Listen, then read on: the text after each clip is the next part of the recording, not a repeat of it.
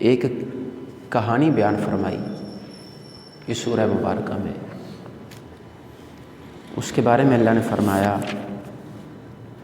نحن نقص علیک نبأہم بالحق، ہم تمہیں قصہ سنائیں گے، وہ قصہ، وہ کہانی جو سچی تھی، جو حق تھی۔ اس کہانی میں جھوٹ نہیں ہے، اور اللہ تعالیٰ اپنے نبی کریم صلی اللہ علیہ وآلہ وسلم کو، اپنے حبیب کو ایک کہانی سنانے لگا۔ دوست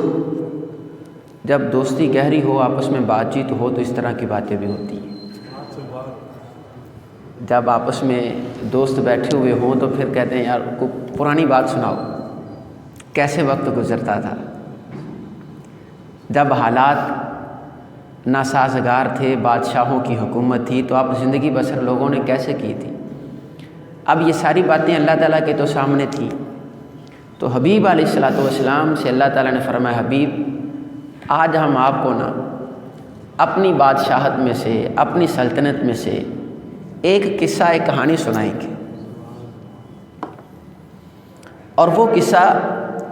انہم فتیۃ آمنوا، کچھ ایمان والے نوجوانوں کا ہے، بوڑھے لوگوں کا بھی نہیں ہے، کچھ نوجوان تھے، ایمان والے تھے، اور اس ان ایمان والوں کا، نوجوانوں کا ہم آپ کو تذکرہ سنائیں گے، کہانی سنائیں گے، اور ہم محبت کی باتیں کریں گے، اور ہم بتائیں گے کہ ہم نے اور ان لوگوں نے وقت کیسے گزارا تھا۔ اور یہ قرآن پاک سارے کا سارا ہدایت ہے، اس کا ایک ایک لفظ ہدایت کے لیے۔ اور اب اس جو قصہ اور کہانی اللہ تعالیٰ نے بیان فرمائی، جو اپنے حبیب صلی اللہ علیہ وآلہ وسلم کو سنائی، اب اس سے بھی تو ہدایت ملے گی نا، اس کہانی سے، اس قصے سے بھی تو اللہ تبارک و تعالیٰ ہمیں کچھ نہ کچھ ہدایت کے پھول عطا فرمائے گا۔ بے مقصد تو اللہ تعالیٰ نے ذکر نہیں کی، قرآن بے مقصد نازل بھی نہیں ہوا، اللہ نے کسی مقصد کے تحت ذکر کیا۔ اب اس کا مقصد کیا؟ فرمایا حبیب ہم آپ کو کچھ نوجوانوں کا قصہ سنائیں گے، آپ اپنے صحابہ کو وہ قصہ سنائیں، اور ان کو بتائیں کہ پہلے جو ایمان والے تھے ان پر کتنی اور کس طرح کی مصیبتیں آئیں، اور انہوں نے توحید کو نہیں چھوڑا، ہمیں ایک ہی مانتے رہے، صرف میری عبادت کرتے رہے، مجھے مسجود اور معبود مانتے رہے، میرے علاوہ کسی کے سامنے انہوں نے سر نہیں جھکایا، لوگوں نے کھانا پینا سوشلی بائیکاٹ کر دیا، تمام چیزیں بند کر دیں، مگر انہوں نے میرے توحید کے دامن کو نہیں چھوڑا، ہمیشہ مجھے ایک ہی مانتے رہے اور توحید پر قائم رہے۔ جن لوگوں نے یہ مصیبتیں برداشت کی حبیب، پھر ہم نے ان کے ساتھ کرم کتنا کیا ہے۔ یہ آپ اپنے صحابہ کو، اپنے دوستوں کو، اپنے ساتھ بیٹھنے والوں کو یہ قصہ سنائیں کہ اگر اللہ تعالیٰ کی راہ میں، اللہ کے راستے میں دکھ تکلیف برداشت کرو گے، صبر کرو گے، تو اللہ تعالیٰ نعمتیں بھی عطا فرمائے گا۔ اللہ تبارک و تعالیٰ اس دکھ پر، اس تکلیف پر تمہیں تنہا نہیں چھوڑے گا۔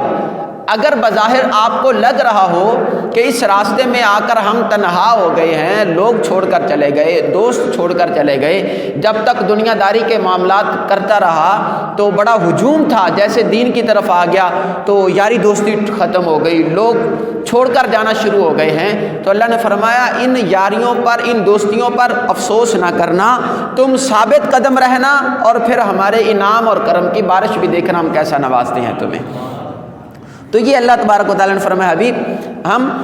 نحن نقص علیک نبأہم بالحق، ہم ایک سچا قصہ آپ کو سناتے ہیں۔ انہم فتیۃ آمنوا بربہم وزدناہم ہدی، وہ اللہ پر کچھ نوجوان تھے، اللہ پر ایمان رکھتے تھے، وزدناہم ہدی، اور ہم نے اس کو بہت زیادہ ہدایت عطا فرما دی تھی۔ ایمان تھا، بہت سارے اس وقت میں بہت سارے لوگ ایماندار تھے، مگر ان ایمانداروں میں یہ نوجوانوں کو جو ہم نے ہدایت عطا فرمائی تھی یہ کچھ زیادہ عطا فرمائی تھی۔ یہ جو ثابت قدم رہے تھے یہ بھی ہمارا کرم تھا ان پر۔ وَرَبَطْنَا عَلَىٰ قُلُوبِهِمْ إِذْ قَامُوا، یہ اللہ تعالیٰ نے قصہ بیان فرمایا۔ اس سورت کا نام سورۃ الکہف ہے۔